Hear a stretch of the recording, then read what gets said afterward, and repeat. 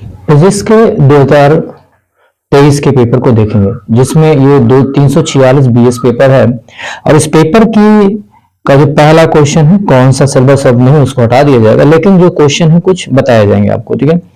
प्रश्न नंबर 1 का क, चाबी का परिवर्तनांक के होता है, लेकिन इसका मान क्या होता है, के होता है, तो इसके लिए के का मान क्या हो सकता है, आपका अनंत होता है, इनफाइनाइट होता है। ख जो प्रश्न है यहाँ पे, ये आपके एनपीएन ट्रांजिस्टर से है, और जहां पर आपको वो सिलेबस में नहीं दिया गया है। पतले प्रिज्म के पदार्थ का अपवर्तनांक क्या होगा यदि उसके अपवर्तनांक कोण तथा विचलन कोण समान हो। कह रहा है पतले प्रिज्म के पदार्थ का अपवर्तनांक क्या होगा, ऐसा कह रहा है उसके अपवर्तनांक कोण तथा विचलन कोण का मान समान होगा। ये क्वेश्चन मैं कुछ सभी क्वेश्चन को हल कर इसलिए कर दिया हूं कि कम समय लग सके और कम समय में ज्यादा बताया जा सके, इसलिए किया गया है, ठीक है। अब जैसे पतले प्रिज्म के पदार्थ का अपवर्तनांक क्या होगा, यानी n का मान पूछ रहा है। अब n का मान पूछ रहा है, अपवर्तनांक पूछ रहा है, अपवर्तनांक कोण कितना दिया गया, डेल्टा m जो है आपका, डेल्टा m की बात करें तो डेल्टा m और विचलन कोण दोनों समान है। तो इसके लिए जो फॉर्मूला है आपका है, डेल्टा m बराबर क्या होता है फॉर्मूला में, अब देखेंगे डेल्टा m बराबर होता है m-1 इंटू ए क्या है आपका, ए जो है इसको अगर देखें तो यह अपवर्तक कोण है और n अपवर्तनांक है, डेल्टा m आपका ये जाता है। तो विचलन कोण और अपवर्तक कोण यहाँ पर होना चाहिए, अपवर्तक कोण आपस में बराबर है, ठीक है। तो इसके लिए आप क्या करेंगे, यहाँ पे लिख सकते डेल्टा m बराबर a कर दिया, यानी कि इसके मान को a के बराबर या इसके बराबर कर देंगे। जब इसके बराबर करेंगे तो यहाँ पे डेल्टा m के विचलन कोण के जगह क्या हो गया आपका a हो गया, और यहाँ भी आपका a कट जाएगा तो यहाँ बच जाएगा 1, और ये 1 बराबर क्या, तो n-1 हो जाता है। अब करेंगे n-1 बराबर 1 कर देंगे, 1 जब करेंगे तो जब पक्षांतर करेंगे तो ये आपका प्लस हो जाएगा, 1 + 1 बराबर आपका हो जाएगा n बराबर 2। अपवर्तनांक क्या हो गया 2, ऑप्शन नंबर सेकंड आपका सही है। ये छोटे जो क्वेश्चन 1 नंबर के आते हैं बहुविकल्पी, वो प्रश्न दिए गए हैं। इसी तरह से अन्य प्रश्न को आप लेंगे। प्रश्न नंबर 1 का घ, 1 का घ क्या है, समीकरण 4 हीलियम दिया गया है, और यहाँ पे आपका 2 पॉजिट्रॉन और ये अब क्यू व्यक्त करता है। कह रहा है कि नाप की विखंडन आपकी है कि नाप की संलयन है, ये नाप की विघटन है, इनमें से कोई नहीं। नाप की संलयन, क्योंकि यहाँ पे 4 हाइड्रोजन से परमाणु संलयित होकर के हीलियम बना है। क्योंकि आप सिंपल सी बात समझिए, जो नाप की संलयन क्रिया होती है, नाप की संलयन क्रिया क्या होता है, सूर्य की जो ऊर्जा प्राप्त हो रही है नाप की संलयन की है, यानी जो सूर्य से ऊर्जा प्राप्त हो रही है, जैसे आप सूर्य समझ जाइए, इससे जो ऊर्जा प्राप्त हो रही है, ये ऊर्जा इसमें जो हल्के तत्व हैं, जैसे आपका हाइड्रोजन जिसको बोलते हैं आपका प्रोटियम, प्रोटियम मिलकर के ड्यूटेरियम, ड्यूटेरियम से ट्राइटियम, और इस तरह से आपका चेंज हो जाना होता जाता है, आपके हीलियम में चेंज हो जाता है, ठीक है। तो इस तरह से ये क्रिया का नाप की संलयन, और नाप की संलयन पे इसमें एक प्रश्न और भी बन सकता है, ये नाप की जो संलयन है, नाप की संलयन पे आधारित आपका क्या है, हाइड्रोजन बम है, क्या आपका है, हाइड्रोजन बम नाप की संलयन पर आधारित, ऐसा कह सकते हैं। अगला क्वेश्चन है 1 का अंगा, निम्नलिखित में से कौन सा मूल कण नहीं है, पॉजिट्रॉन, इलेक्ट्रॉन, न्यूट्रिनो, ठीक है, ये सभी क्या आपके हैं, मूल कण होते हैं इलेक्ट्रॉन, ठीक है, ये मूल कण कहलाते हैं, लेकिन अल्फा कण नहीं है, क्योंकि अल्फा कण जो देखा जाए तो ये रेडियोधर्मी पदार्थ, जैसे आप कोई रेडियोधर्मी पदार्थ ले लिया, जैसे आप सोचिए यूरेनियम ले लिया जाए, तो यूरेनियम से 3 कण निकलते हैं, एक तो आपका अल्फा निकलेगा, दूसरा बीटा, और तीसरा क्या होता है, गामा किरण निकलता है। गामा का उदासीन होता है, अल्फा धनावेशित होता है, बीटा, तो ये एक प्रकार का विकिरण है, ये किसी प्रकार के मूल कण के अंतर्गत नहीं आता है, जो कि परमाणु का भाग हो, ठीक है। अगला प्रश्न है प्रेरकत्व 1 का च, प्रतिरोध R, प्रेरकत्व यल, संधारित्र श्रेणी क्रम में जोड़े गए हैं, यानी तीनों किस में जोड़े, श्रेणी क्रम में जोड़े जा रहे हैं, ठीक है। एक बात ये कह रहा है कि प्रतिरोध R, यानी ऐसे कह रहे हैं, प्रतिरोध R ले लेते हैं, आप ऐसे सोचिए, प्रतिरोध R, प्रेरकत्व हो जाता है संधारित्र C, ठीक है। इस प्रकार से अगर जोड़ा जा रहा है, तीनों को श्रेणी क्रम में जोड़ा गया है। प्रत्यावर्ती धारा स्रोत की आवृत्ति, इसमें जो प्रत्यावर्ती धारा प्रवाहित हो रही, धारा प्रवाहित हो रही, इसकी आवृत्ति n है, और अनादि जो आवृत्ति nr है। तो ऐसी स्थितियों में क्या है, किस स्थिति में धारा विभव की पश्चगामी होगी, जब आपका कौन सी धारा, जो स्रोत से आवृत्ति धारा प्राप्त हो रही उसकी आवृत्ति अनादि आवृत्ति से अधिक होगा, तभी आपका जो धारा है विभव से पश्चगामी होगा, यानी n is greater than nr। ठीक है, ऐसा कह सकते हैं। इस तरह का ये बहुविकल्पी प्रश्न था। अब आगे दूसरे प्रश्न को हम लेते हैं। दूसरा प्रश्न आपका क्या है उसको देखा जाता है। दूसरे प्रश्न की स्थिति को समझें तो दूसरा प्रश्न आपका क्या है। दूसरा प्रश्न में कह रहा है दूसरे का क विद्युत चुंबकीय तरंगों की कोई दो मुख्य विशेषताएं लिखें। यहाँ पे मैंने 4 विशेषताएं लिख दिया है सामान्य रूप से, जो आपके लिए उपयोगी सिद्ध हो सके। इसमें से आप कोई भी सिंपल आप ब्रेन के अंदर बिठाइए, वही चीज है। इसमें कई इसके बड़े भी क्वेश्चन पूछे गए हैं तो आपको कई पॉइंट्स लिखने पड़ेंगे। अगर 2 नंबर का आता है तो कम से सही 4 पॉइंट्स लिखे, सही 4 पॉइंट्स लिखे। आप 6 भी पॉइंट कर सकते हैं, अच्छा रहेगा। अब इसमें क्या है, विद्युत चुंबकीय तरंगों को 2 प्रमुख विशेषताएं लिखे। तो विद्युत चुंबकीय तरंगे त्वरित आवेश के द्वारा निर्धारित की गई हैं। तो त्वरित आवेश के द्वारा क्या करती है, विद्युत चुंबकीय तरंगे त्वरित आवेश द्वारा निर्धारित की गई हैं, ठीक है, या की जाती हैं। इन तरंगों की प्रकृति जो होती है अनुप्रस्थ होती है। ये विद्युत चुंबकीय तरंग क्या होती है, प्रकृति अनुप्रस्थ, यानी श्रृंग और गर्त बनाते हुए चलती है। यानी ऐसे कह सकते हैं, ये जब चलेंगी तो इस तरह से बनाती है, श्रृंग और गर्त बनाती है। एक दूसरे के लंबवत होती है। विद्युत और चुंबकीय 2 तरंगे होती हैं। लाइट्स क्या आपका है, विद्युत चुंबकीय तरंगे हैं। निर्वात में विद्युत चुंबकीय क्षेत्रों के परिणामों का संबंध जो होता है E/B बराबर C होता है, ठीक है। निर्वात में जो विद्युत है चुंबकीय, विद्युत के लिए E और चुंबकीय के लिए B से व्यक्त करते हैं। इनके परिणामों का संबंध C यानी प्रकाश के वेग के बराबर होता है। इन तरंगों के संचरण के लिए माध्यम की आवश्यकता नहीं होती। अगर आकाश से सूर्य का जो प्रकाश आ रहा है, इसको आने के लिए माध्यम की आवश्यकता नहीं है, क्योंकि पृथ्वी और सूर्य के बीच देखें, जैसे आप सोचो ये सूर्य एक फोकस पे होता है, उसके चारों तरफ अन्य ग्रह घूमते हैं, तो इसके बीच क्या आपका निर्वात है। तो इसके लिए क्या है कि माध्यम की आवश्यकता नहीं होती है, यह आसानी से प्रकाश पृथ्वी पर आ रहा है, क्योंकि प्रकाश एक विद्युत चुंबकीय तरंगे हैं। तो ये पॉइंट्स हैं, जो 4 पॉइंट्स है। आप 2 विशेषताएं लिखने की बात किया है 1 नंबर में, ठीक है। और इसमें आप क्या कर सकते हैं कि आसानी से 2 पॉइंट्स लिखिए। अब सही कंफ्यूजन हो रहा है तो 3-4 पॉइंट आप लिख सकते हैं। अब दूसरे का ग प्रश्न लेते हैं। दिल्ही तरंगदैर्घ्य से आप क्या समझते हैं। दिल्ही तरंगदैर्घ्य क्या है, ठीक है, दिल्ही आवृत्ति क्या है, इस तरह के प्रश्न बनते हैं। इसमें पूछा गया दिल्ही तरंगदैर्घ्य से आप क्या समझते हैं। इसका अर्थ यह है कि किसी धातु की सतह पर आपतित प्रकाश की तरंगदैर्घ्य का वह अधिकतम मान जिससे धातु की सतह से प्रकाश इलेक्ट्रॉन उत्सर्जित कर सके उसे दिल्ही तरंगदैर्घ्य कहते हैं, जिससे लैम्डा नॉट से व्यक्त करते हैं।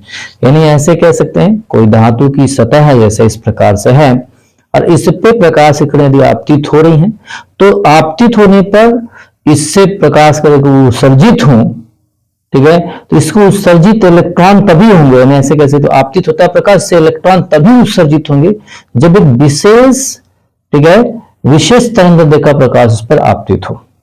और उसी विशेष तरंगदैर्घ्य जिसकी वजह से, विशेष तरंगदैर्घ्य के कारण से जो आपका प्रकाश इलेक्ट्रॉन जो उत्सर्जित हो रहे हैं, ठीक है, इसी तरंगदैर्घ्य का क्या कहेंगे आप, कह सकते हैं दिल्ही तरंगदैर्घ्य।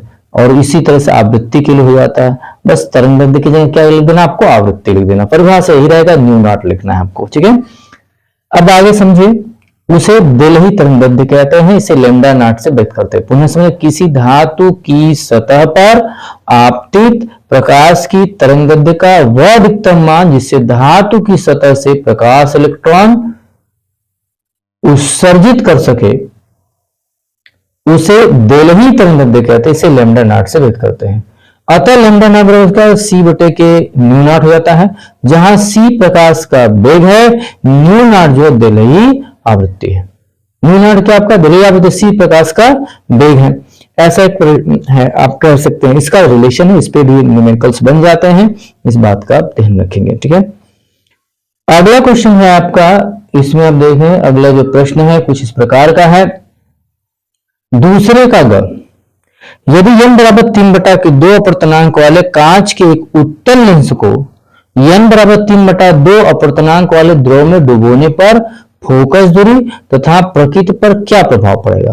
तो देखिए, सबसे बड़ी बात है कि जो फोकस दूरी होगी इसका, वो तो अनंत होगी। क्षमता क्या होगा, शून्य। ये समतल दर्पण के भांति कार्य करेगा, ये ही आपको लिखना है, लेकिन इसको समझा जाए। 1/f(l) माने 1/f बराबर क्या होता है, एक फॉर्मूला है इसका। 1/f बराबर क्या होता है, n-1 1/r1 - 1/r2 हो जाता है। अब कैसा लेंस है, कह रहा है कि भाई कांच का एक अपर्तनांक उत्तल लेंस है। तो उत्तल लेंस में आप सोचना ये है कि बात यहां ध्यान, उत्तल लेंस ये बना रहे हैं, तो इसका जो है ये वाला जो भाग है R1, ये आपका R2 होगा, ठीक है। ये प्रकाश से विपरीत है, तो R1 के लिए आपका प्लस में, R2 क्या होगा आपका माइनस में होगा, ठीक है। अन्य कोई लेंस है तो वहां पे आप R1 R2 देख करके करेंगे, लेकिन प्रायः आपको यही फॉर्मूला यूज करना है। तो यहाँ पे क्या है, n बराबर 3/2 अपर्तनांक वाले कांच, तो कांच का अपर्तनांक तो दिया गया है, लेकिन इस कांच के अपर्तनांक वाले को, एक उत्तल लेंस को 3/2 अपर्तनांक वाले 2 में डुबाया जा रहा है। यानी ऐसे क्या समझें, एक ऐसे इस प्रकार से यदि लेंस है तो इसको कहां 2 में डुबाया जा रहा है। इस लेंस का अपर्तनांक 3/2 है, लेकिन जिसमें डुबाया जा रहा है उसका भी तो अपर्तनांक 3/2 सेम है, ठीक है।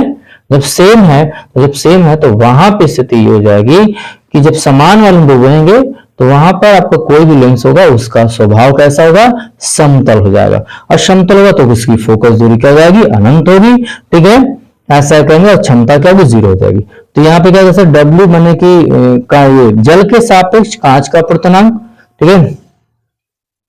जल के सापेक्ष कांच का अपर्तनांक -1 1/r1 - 1/r2। तो यहाँ पे क्या, वायु के सापेक्ष कांच का अपर्तनांक बटे वायु के सापेक्ष द्रव का अपर्तनांक कह सकते हैं। यहाँ पे चाहे यहाँ पे L लिख दिया गया है, वैसे आप W लिखें, ठीक है। जल भी लिख सकते हैं, L भी लिख सकते हैं, जल के सापेक्ष भी लिख सकते हैं, ठीक है।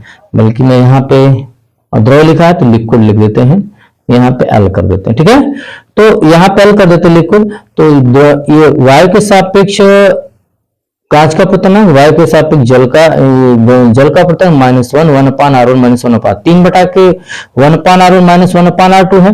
3/2 बटे 3/2 कट जाएगा, 1 - 1 हो जाएगा। तो 1 में से जब 1 घटाएंगे तो क्या होगा, 0 होगा। यहाँ पे उड़ा कर दो 0 होगा। अब इसको 0 को इधर लाएंगे तो 1 में 0 का भाग का इनफाइनाइट आ गया।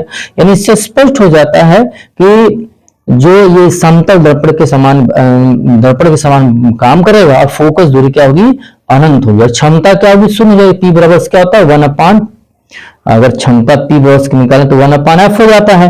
तो ऐसे स्थितियों में यहाँ पे क्षमता शून्य हो जाएगी। और एक वर्किंग कैसा होगा, समतल दर्पण के समान होगा। जब भी समान अपर्तनांक में डुबोया जाता है, किसी भी कांच को, उत्तल लेंस को समान वाले में डुबोएंगे, चाहे कोई भी लेंस है, तो वहां पे आपका जो फोकस दूरी होगी अनंत होगी और क्षमता शून्य होगा, समतल दर्पण की भांति कार्य करेगा। अगला प्रश्न है दूसरे का घ तो प्रश्न हो गया। दूसरे का घ, किसी ट्रांजिस्टर के धारा लाभ बीटा का मान क्या अभिप्राय है इसका।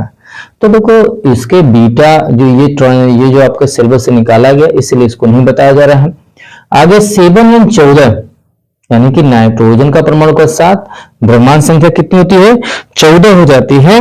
नाभिक पर कूलाम्ब में कह रहा है कि नाभिक पर कूलाम्ब में आवेश की गणना की। तो आवेश बराबर क्या होता है, N × E, Q बराबर Na, यानी कि N क्या है, आवेश की ये इलेक्ट्रॉनों की जो संख्या उसको व्यक्त कर रहा है।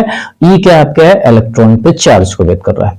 यानी इसको इस तरह से आप देख सकते हैं, Q बराबर Na। देखें, आप सोचिए इस तरह से, Q बराबर Na है, तो N क्या है, कुल प्रवाहित आवेश है। ये सॉरी, Q जो है पूर्ण प्रवाहित है, N क्या, इलेक्ट्रॉनों की संख्या, E जो है एक इलेक्ट्रॉन पे चार्ज को व्यक्त कर रहा है, आवेश को, ठीक है। तो यहाँ पे कितना आप लिख सकते हैं, 7 गुणित 1.6 गुणित 10 के पावर -19 लिख सकते हैं। अब 7 × 6 42 बचा 2 हो जाएगा, और आपका बच गया 4, तो 7 × 7 4 11, तो 11.2 गुणित 10 के पावर -19 कूलम हो जाता है। अगर आप यहाँ पे 1 करते हैं तो यहाँ पे 18 हो जाएगा, ठीक है। इस तरह से आंसर दोनों आपका सही है, जैसे आप लिख सके। अगला प्रश्न है दूसरे का च।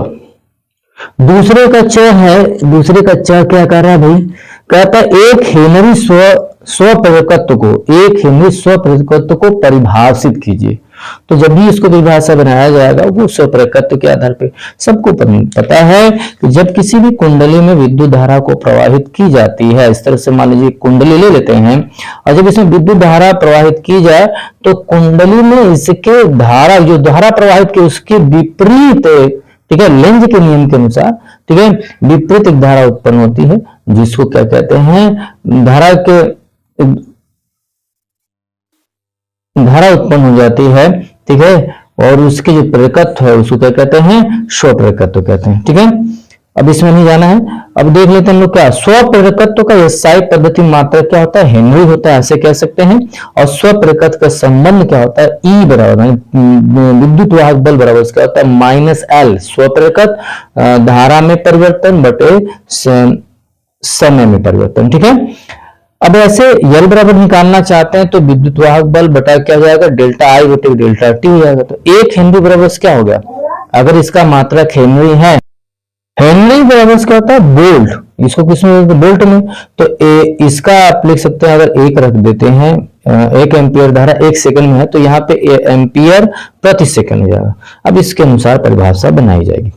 यदि किसी कुंडली में 1 एम्पियर प्रति सेकंड की दर से, ये भी देखिए अब यहाँ पे है, यदि किसी कुंडली में 1 एम्पियर प्रति सेकंड की दर से धारा, ठीक है, 1 एम्पियर प्रति सेकंड की दर से धारा प्रवाहित होने पर उसमें 1 वोल्ट का प्रेरित विद्युत वाहक बल, उसमें जो प्रेरित विद्युत वाहक बल का जो मात्रक क्या वोल्ट होता है, उसमें 1 वोल्ट का प्रेरित विद्युत वाहक बल उत्पन्न हो तो कुंडली का स्वप्रेरकत्व 1 हेनरी होता है।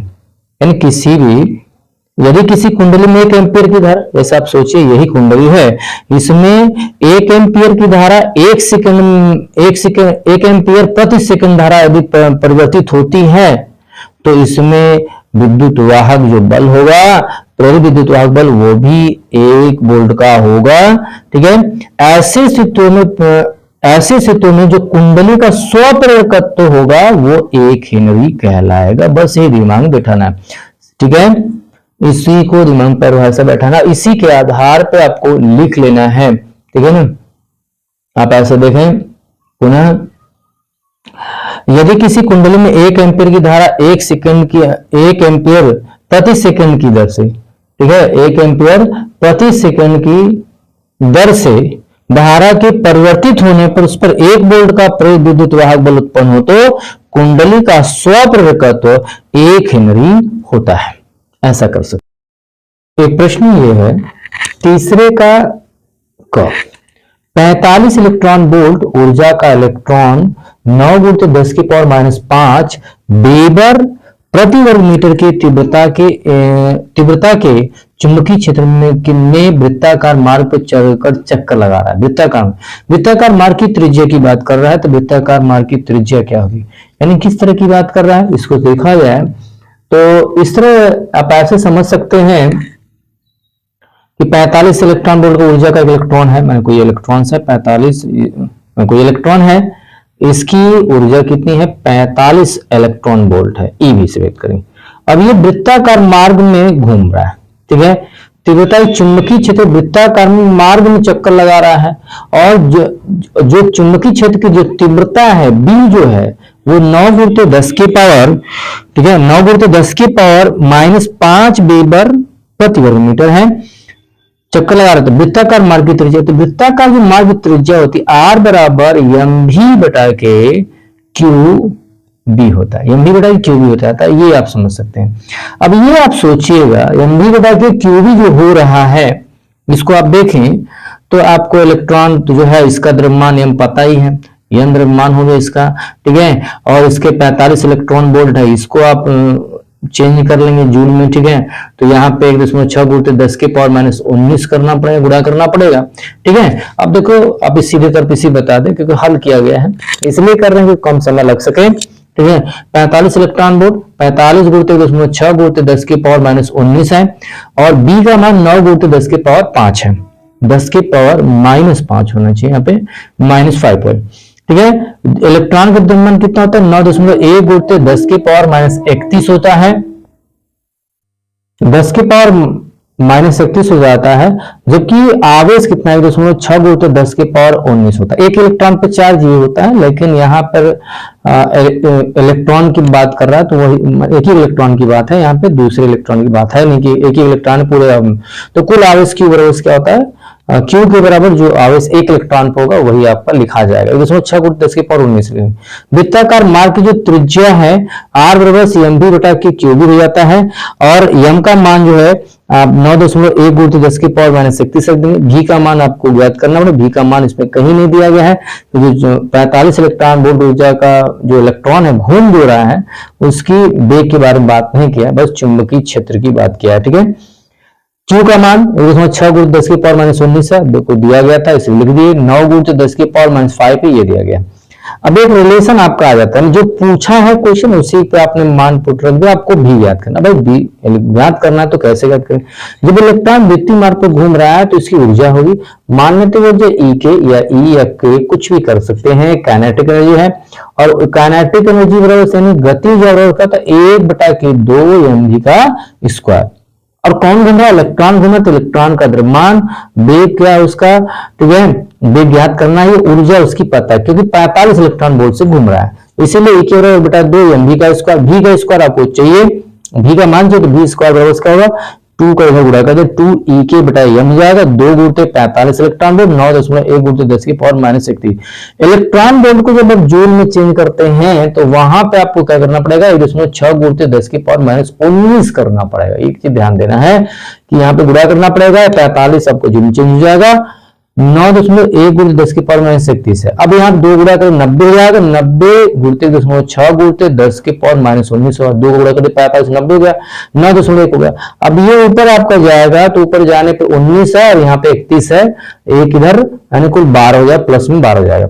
अब इसका इसमें 90.6 इसका गुणा कर देंगे और यहाँ पे बल्कि आप भाग जब इसको आप वैल्यूएट करेंगे तो 15.82 गुणित 10 की पावर कितना हो गया 12 हो जाता है। लगभग इसको 16 करके लिख सकते हैं, 60 लिख दिया तो 60 मैंने 16 गुणित 10 की पावर 12 होगा। बी के इसका बी बराबर क्या होगा, इसका अंडर रूट निकाल लेंगे। जब अंडर रूट करेंगे इसका यानी ऐसे कह सकते हैं बी के बराबर निकालेंगे तो इसका अंडर रूट करेंगे तो 4 चौक को 16 जाएगा, 10 की पावर 12 है तो इसका 6 जाएगा, मीटर पर सेकंड होता है। बी का जो अब भी का तो मान आ गया, बी का मान संबंधित में रख देंगे, समीकरण लिखेंगे संबंध की एक ही बात है। अब बी का मान यहाँ पे आप पुट कर देंगे तो रिलेशन क्या जाएगा 9.1 गुणित 10 की पावर -31, 4 गुणित 10 की पावर 6 अभी जो आया है वेग इलेक्ट्रॉन जो घूम रहा है वृत्तीय पथ पे, वृत्तीय पथ पे घूमते हुए जो वृत्तीय पथ पे जो इलेक्ट्रॉन घूम रहा है उसका वेग पता चल गया। ठीक है, अब चल गया तो यहाँ मान पुट कर देंगे 6 गुणित 10 की पावर -19, 9 गुणित 10 की पावर -5।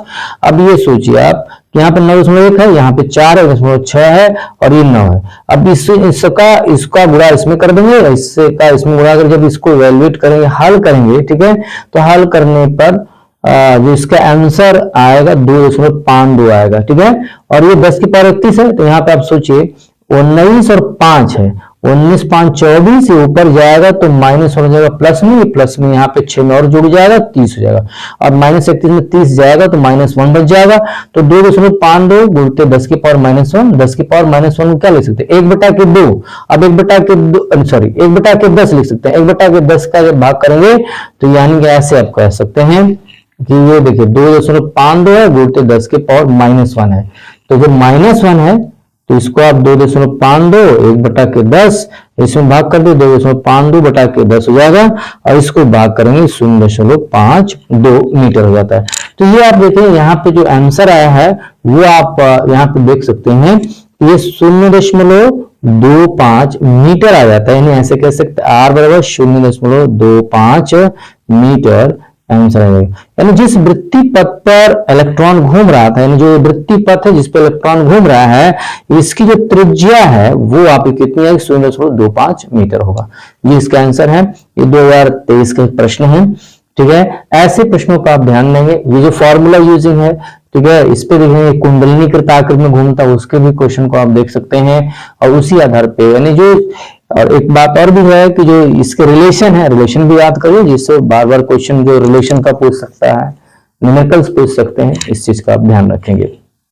2023 का एक प्रश्न ये भी है, यम द्रव्यमान तथा Q आवेश का एक कण एक समान वैद्युत क्षेत्र E में विरामावस्था से चलकर d दूरी तय करता है। सिद्ध कीजिए कण के द्वारा अर्जित वेग v बराबर √2q ed अपॉन m होता है। ये कह रहा है क्वेश्चन। अब इसके कैसे लगाएंगे भाई, m द्रव्यमान का एक कण है, Q आवेश का है, एक समान वैद्युत क्षेत्र E में विरामावस्था चलता है।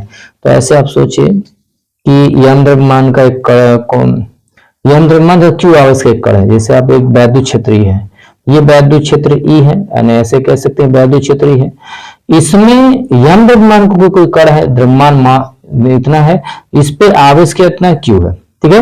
विरामावस्था से चल रहा है, अर्थात U का मान क्या हो जाएगा आपका 0 होगा, कंफर्म है।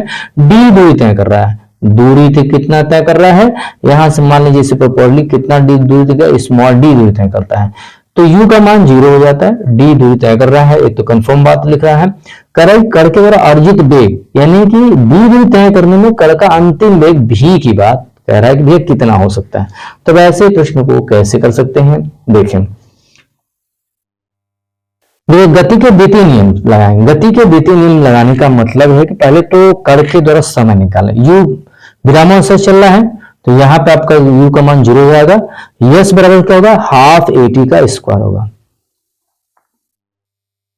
हाफ AT का स्क्वायर हो जाता है। यस बराबर 1/2 AT का, क्योंकि जो कण था वो क्या विरामावस्था से चल रहा था, ठीक है ना, वैद्युत क्षेत्र में E, ठीक है।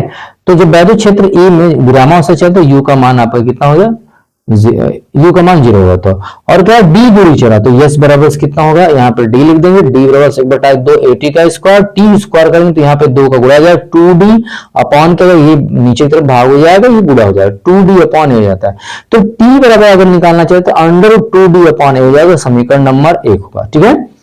आगे जब आवेश Q वैद्युत क्षेत्र E में गमन करता है, कोई भी आवेश, मान लीजिए कि कोई कण है तो उस पर आवेश क्या है, दिया ही गया कि आवेश Q का आवेश वाला कोई कण है, वैद्युत क्षेत्र में गमन कर रहा है, तब बल क्या होगा, F बराबर QE हो जाएगा, ठीक है।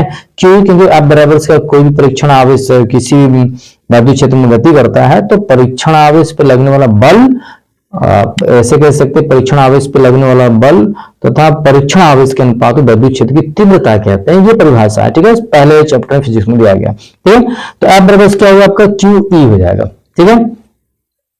F के बराबर सब Q, इसको समीकरण नंबर 2 कर दिया, इसको समीकरण नंबर 1 कर दिया, संबंध नंबर 1 संबंध नंबर 2, कोई दिक्कत नहीं, समीकरण लिखें चाहे संबंध, ठीक है। जैसा कि जब ये बल गति कर रहा है, तो गति करते समय इस पे जो बल है एक F बराबर क्या होता है, F बराबर m है, न्यूटन गतिविधि से द्वितीय नियम से अगर देखें तो F बराबर m हो जाता है। तो यहाँ पे आप क्या लिखेंगे, F बराबर m लिख दिए, ठीक है, और बराबर Q, तो A बराबर क्या, QE बटा क्या हो जाता है, A का जो मान है समीकरण 1 में रख देंगे, जो A का जो मान है, ठीक है, A का जो मान है वो समीकरण 1 में रख दें। तो यहाँ पे देखिए आपका ऑलरेडी A दिया, T बराबर क्या आता है 2D अपॉन A, त्वरण दिया गया है, तो कण का त्वरण है, तो यहाँ पे क्या QE बटा के m ऊपर चला जाएगा, 2D बटा के m बटा के QE हो जाएगा, तो T के बराबर हो जाता है। अब करना क्या है, तो T का थोड़ी समय तो पता चल गया, गति के प्रथम समीकरण V बराबर U प्लस AT हो जाता है, ये V बराबर क्या U प्लस AT, तो U का मान क्या 0 है, तो V बराबर से AT आ रहा है। अब कर्ण A का जो मान है, त्वरण देखें आप, त्वरण की स्थिति ये है कि यहां से आप त्वरण तो पता ही है, कण का QE बटा m हो जाता है, तो QE बटा क्या कर देंगे आप, m लिख दिए, ठीक है। m लिखने के पश्चात QE बटा क्या आपने क्या कर दिया, m लिख दिया, ठीक है, QE बटा के m लिख दे रहे हैं, जबकि T का जो मान है यहां से उठा के पुट कर दिया, ठीक है। तो समीकरण नंबर 4 से, समीकरण नंबर 3 से आपने यहां से रख दिया, ठीक है। तो यहाँ पे पैसा भी लिख सकते हैं समीकरण 3 व 4 से, यहाँ पे लिखेंगे समीकरण 3 व 4 से, तो Q बटा क्या हो जाएगा, गुणते 2D बटा के m बटा Q है। अब इसको अंदर ले जाएंगे तो ये क्या हो जाएगा, वर्ग हो जाएगा, Q का स्क्वायर बटे m का स्क्वायर, Q से Q कट जाएगा, Q बच जाएगा, यहाँ पे m से कट जाएगा तो एक m बचेगा नीचे की तरफ, तो रिलेशन क्या आ जाएगा, वेग 2D Q बटा के m, यानी कि जो वैद्युत क्षेत्र में जो गतिशील कण है, ठीक है, उसका जो वेग है V बराबर का 2D Q बटा के m, एक इंपॉर्टेंट रिलेशन है, ये प्रश्न है। अब इस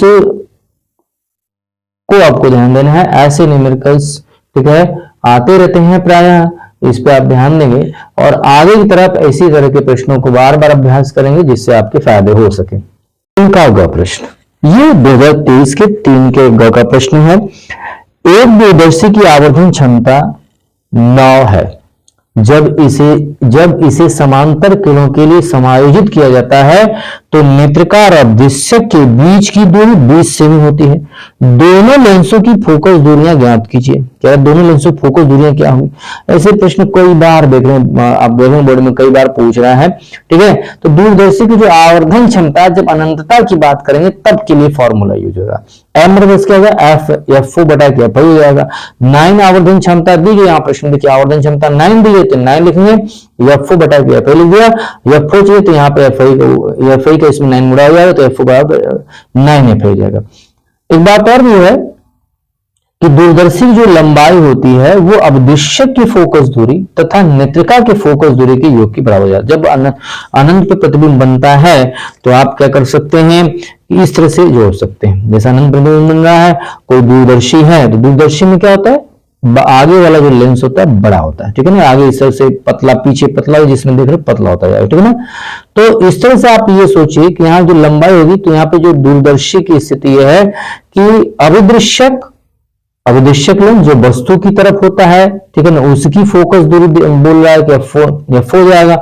और जो नेत्रिका माने आंखों से जो की तरफ होता है उसको नेत्रिका लेंस कहते हैं, ठीक है ना, आई पीस कहा जाता है। नेत्रिका लेंस की फोकस दूरी क्या है? एफ आई है। तो आप क्या कर सकते हैं, जो लंबाई होगी, इस पूरी जो लंबाई होगी, ठीक है, ये दोनों F O plus F I के बराबर होगी। तो एल बराबर से आपने क्या लिख लिया?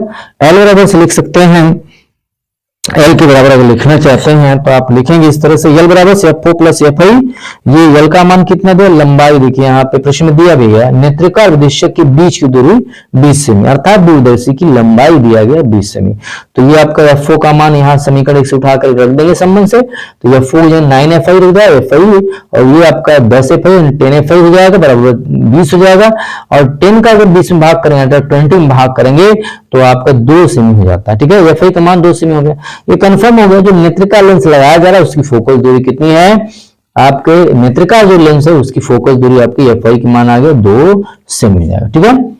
अब संबंध 1 से मैंने कह सकते हैं कि एफ आई का जो मान है वो संबंध 1 में रख दें, क्योंकि एफ आई का मान यहाँ पे आपका 9 एफ ओ बराबर 9 एफ आई है, आपने 9 एफ आई है तो यहाँ पे 2 रख दिए तो 9 दूना 18 हो गया, यानी कि 18 हो गया, ठीक है ना। तो 18 सेमी हो जाता है, इसको आप लिख सकते हैं एफ आई का, एफ ओ का मान, बल्कि यहाँ पे एफ ओ का मान कितना जाएगा 18 सेमी। यानी ऐसे कह सकते हैं कि जो आपके अवदिश्यक की फोकस दूरी है वो आपके 18 सेमी है, नेत्रिका की कितनी है 2 सेमी। और दूरदर्शी में है भी भाई ज्यादा फोकस दूरी का, जब आप दूरदर्शी में अवदिश्यक जो वस्तु की तरफ ज्यादा लाएंगे, क्योंकि दूर वस्तु जब होती है तो उसके द्वारा प्रकाश अधिकतम आ सके, अधिकतम जब प्रकाश आएगा तो निश्चित तरह से उसका स्पष्ट प्रतिबिंब बनेगा, ठीक है ना। इसीलिए ऐसा किया जाता है, दूरदर्शी जितना बड़ा होता है उसमें आगे का अवदिश्यक उतना ही बड़ा लगाया जाता है, और आसानी से प्रतिबिंब, दूर स्थित वस्तु का आसानी से प्रतिबिंब स्पष्ट बन सके, ठीक है। 3 का घ देखेंगे, ये भी 2023 का ही प्रश्न है। ओमी तथा अनोमी प्रतिरोध से क्या तात्पर्य है? अनोमी परिपथ के वोल्टता और धारा के बीच का ग्राफ खींचिए, एक बात ये कह रहा है, ठीक है। गत्यात्मक प्रतिरोध को परिभाषित कीजिए। अब ये 3 भाग हो गए प्रश्न का, एक तो ओमी तथा अनोमी प्रतिरोध का क्या तात्पर्य, ये क्या हो गया। दूसरा, अनोमी परिपथ के लिए वोल्टता तथा धारा के बीच ग्राफ खींचिए, गत्यात्मक प्रतिरोध को परिभाषित कीजिए। पहले तो ओमी प्रतिरोध लिखा गया, ओमी प्रतिरोध उसकी बात करेंगे। ओमी प्रतिरोध क्या है?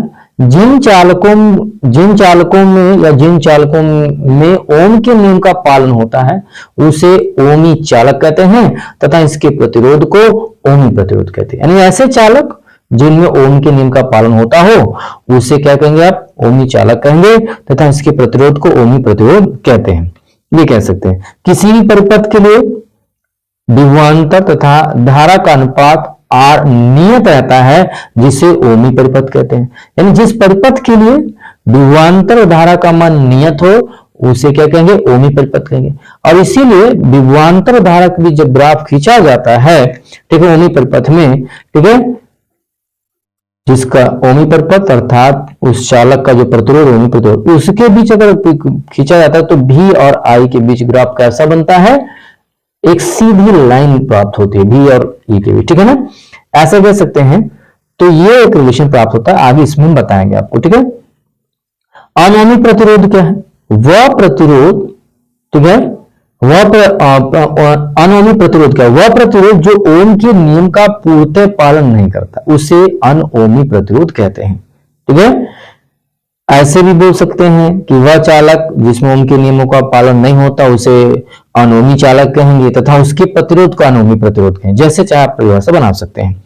लेकिन बात यह भी है कि भी परिपथ में अगर सामान्य कोई परिपथ है, जैसे आप सोचिए कि सामान्य कोई परिपथ ले लिया जाए, ठीक है, एक सिंपल सा परिपथ ले लेते हैं। इस तरह से कोई परिपथ लिया जा रहा है जिसमें किसी प्रकार का उपकरण नहीं लगा हुआ, ठीक है, और इसमें भी और आई का अनुपात क्या आएगा? कांस्टेंट आएगा, और यही आपके ओमी प्रतिरोध को व्यक्त करेगा, ठीक है, ऐसा कह सकते हैं, ठीक है। तो परिपथ को क्या कहेंगे? ऐसे परिपथ को जिसमें चालक माने अन्य भी उपकरण लगाएंगे, अगर उसमें भी और आई के मान में परिवर्तन, भी और आई का मान निश्चित हो अर्थात नियत हो, ठीक है, तो वहां पे ओमी परिपथ होगा, प्रतिरोध को ओमी प्रतिरोध कहेंगे, ठीक है। परिपथ में बल्ब लगाने पर विभवांतर धारा का अनुपात नियत नहीं रहता। अगर बल्ब लगा दें, ठीक है, और संपरेशदार बल्ब लगा दिया जाए, डायोड बल्ब लगा दिया जाए, ठीक है ना, ठीक है, तो ऐसी स्थितियों में जो बल्ब का तंतु होता है, जो डायोड बल्ब होते हैं, ऐसे स्थितियों में उनके प्रतिरोध, जो प्रतिरोध का मान आर होता है, वो नियत नहीं रहता, इसलिए ऐसे प्रतिरोध को क्या कहते हैं? अनओमी प्रतिरोध कहा जाता है, ठीक है, ऐसे कह सकते हैं। ओमी प्रतिरोध तथा अनोमी प्रतिरोध के वोल्टता भी तथा आई के बीच ग्राफ, ये प्रश्न में पूछा गया, दूसरा भाग है। अगर ग्राफ खींचा जाए, बी और आई के बीच ग्राफ खींचा जाए, बी को नीचे हम कर दे, इसको आई को, यहाँ पे धारा को, विद्युत धारा को, तो अगर खींचा जाए तो इसकी लाइन पहले सीधी होती, फिर वो बढ़ती है, फिर कर उसे ऊपर अगर नीचे इस प्रकार से बढ़ती है अनियमित रूप से, तो जो सीधी रेखा जा रही है उसको रेखीय क्षेत्र कहते हैं। जो बीच में सीधी नहीं, जहां पे कर्व टाइप थोड़ा घूम रहा है, ठीक है, वहां की स्थिति उसको अरैखिक क्षेत्र कहते हैं, और जहां पे घट रहा है उसको ऋणात्मक प्रतिरोध क्षेत्र कहा जाता है। अब देखिए ये जो ग्राफ खींचा गया है, इस ग्राफ को अगर आप देखें तो ये ग्राफ है ओमी प्रतिरोध के लिए। बी और आई के बीच खींचें, ठीक है, तो वहां पे एक ढालू रेखा प्राप्त होती है, जिसमें धातु चालक के लिए यहाँ पर tan थीटा उसका होता है, भी बटा के आई जाता है। इसके सबसे अच्छा एग्जाम्पल प्रेरकत्व तथा संधारित्र होता है। प्रेरकत्व तथा संधारित्र की स्थिति में अगर कोई परिपथ में प्रेरकत्व संधारित्र लगा हुआ है तो इसी प्रकार का एक रेखा प्राप्त होती है। लेकिन आप सोचिए अनोमी प्रतिरोध का टार्च के बल्ब के लिए, डायोड के लिए अगर देखें तो टार्च के बल्ब में अगर देखा जाए तो वहां भी और आई के बीच अगर ग्राफ खींचा जाता है तो वो टार्च के बल्ब के लिए इस प्रकार का कर्व प्राप्त होता है जो अनओमी प्रतिरोध को व्यक्त करता है। आगे प्रश्न में एक बात और भी पूछा, गत्यात्मक प्रतिरोध किसे कहते हैं? किसी चालक की सिरों के बीच विभवांतर के लिए लघु परिवर्तन, अगर किसी चालक के सिरों के बीच विभवांतर के जो लघु परिवर्तन डेल्टा भी तथा संगत धारा के लघु परिवर्तन डेल्टा आई के अनुपात को चालक का गत्यात्मक प्रतिरोध कहते हैं। अर्थात सीधे तरह से आप फॉर्मूला याद कर सकते हैं, गत्यात्मक प्रतिरोध आर बराबर विभवांतर में परिवर्तन तथा धारा में परिवर्तन के अनुपात को ही गत्यात्मक प्रतिरोध कहा जाता है। अगर ये रिलेशन आपको याद है तो ये परिभाषा आप बना के लिख सकते हैं। जितना प्रश्न पूछा जाए उतना ही लिखना है, ज्यादा लिखने का कोई मतलब नहीं है, ठीक है, क्यों? साफ लिखना है, स्पष्ट लिखने हैं, जिससे आपको बोर्ड के अंदर नंबर ठीक ठाक मिल जाए, ठीक है। बोर्ड में साफ और स्पष्ट होना चाहिए, कौन सा क्वेश्चन कहां पे लिखना है, किस टाइम पे लिखना है, उसका थोड़ा ज्ञान होना चाहिए। और आप बाएं साइड कॉपी में हाशिया छोड़ें जहां पे नंबर चढ़ाया जाता है, ठीक है, इस बात का ध्यान रखेंगे।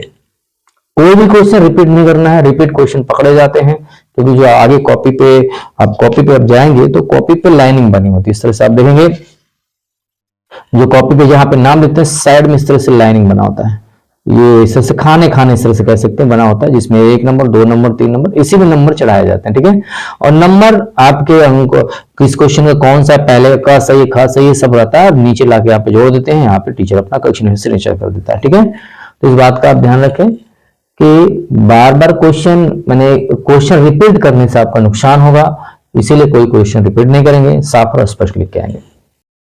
2023 का प्रश्न नंबर 4 का क, परमाणु क्रमांक द्रव्यमान संख्या के आधार पर नाभिक का वर्गीकरण कीजिए तथा परिभाषित कीजिए, ऐसा कह रहा है।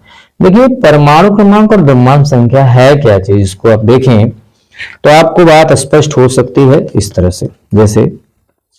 जैसे मैं एक बात, परमाणु क्रमांक द्रव्यमान संख्या आधार पर नाभिक का वर्गीकरण कीजिए, ठीक है।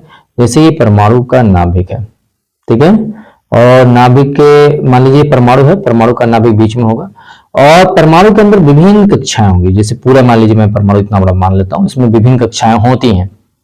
नाभिक के अंदर आपका न्यूट्रॉन होता है और इसी में आपका क्या होता है, प्रोटॉन होता है, ऐसा कह सकते हैं, दोनों ही होते हैं।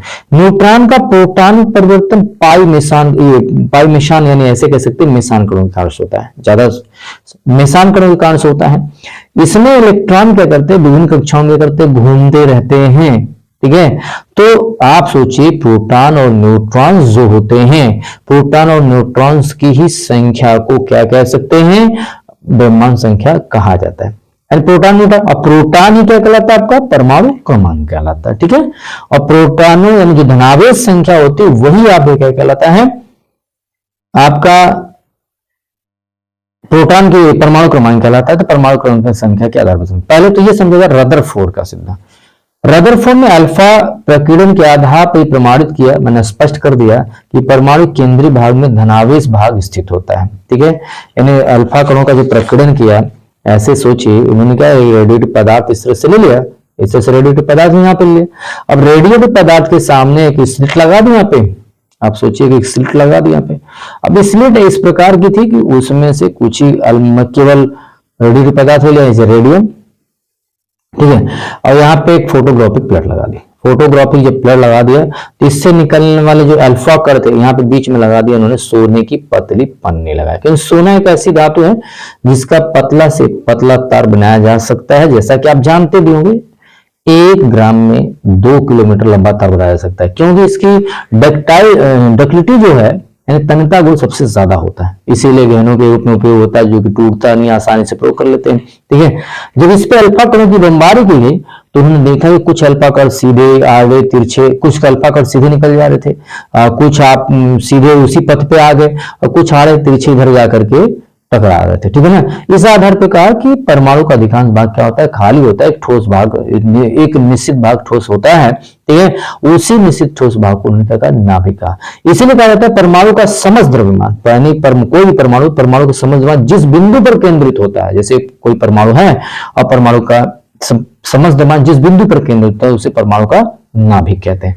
उसी बात को हमने यहाँ पे लिखा है कि केंद्रीय भाग में धनावेश स्थित होता है, इसी केंद्रीय भाग को नाभिक कहते हैं, क्योंकि धनावेश जो होता है वो प्रोटॉन के, जैसे यहाँ प्रोटॉन धनावेश, न्यूट्रॉन की बात है इस पर कोई आवेश नहीं होता, जबकि इलेक्ट्रॉन पर आवेश ऋण आवेश होता है, ठीक है। अर्थात परमाणु का समस्त द्रव्यमान जिस बिंदु पर केंद्रित होता है उसे नाभिक कहते हैं। परमाणु समस्त द्रव्यमान जिस बिंदु पर केंद्रित होगा उसे क्या कहेंगे आप, नाभिक कहेंगे। नाभिक में प्रोटॉन व न्यूट्रॉन का नाभिकीय बलों से बंधे होते हैं और इन्हीं बलों को न्यूक्लियन कहते हैं। यानी इन्हीं कणों को, माने कि जो नाभिक में जो प्रोटॉन न्यूट्रॉन होते हैं नाभिकीय बल से बंधे होते हैं, इन्हीं को क्या कहते हैं, न्यूक्लियन कहते हैं। यही न्यूक्लियन क्या कह सकता है, द्रव्यमान संख्या कहा जाता है। इसलिए द्रव्यमान संख्या A बराबर क्या हो सकता है, P धन n, और जो प्रोटॉन है ये प्रोटॉन परमाणु क्रमांक के बराबर होता है। इसीलिए परिभाषा बन सकती है, नाभिक में उपस्थित समस्त प्रोटॉनों को ही, ये प्रोटॉन को ही क्या कहते हैं, परमाणु क्रमांक कहते हैं, जिसे Z से व्यक्त करते हैं, द्रव्यमान संख्या को A से व्यक्त किया जाता है। तो इन दोनों के आधार पर ये कह सकते हैं परमाणु का समस्त द्रव्यमान, ठीक है, परमाणु का समस्त द्रव्यमान जिस बिंदु पर केंद्रित होता है उसे नाभिक कहते हैं, ठीक है। तो ये नाभिक की परिभाषा हो जाती है, इस प्रकार से आप ले सकते हैं। इसीलिए यहाँ पे देखिए उदासीन परमाणु है तो वहां पे प्रोटॉन की संख्या, इलेक्ट्रॉन की संख्या, परमाणु क्रमांक आपस में होंगे।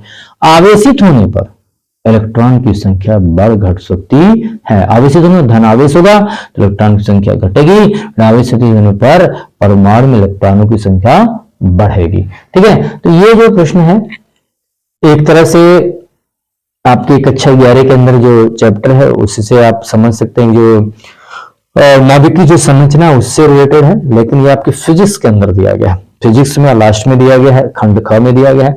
इस बात का आप ध्यान रखेंगे, ठीक है, और इसको आप इसी तरह से लिखने का प्रयत्न करेंगे।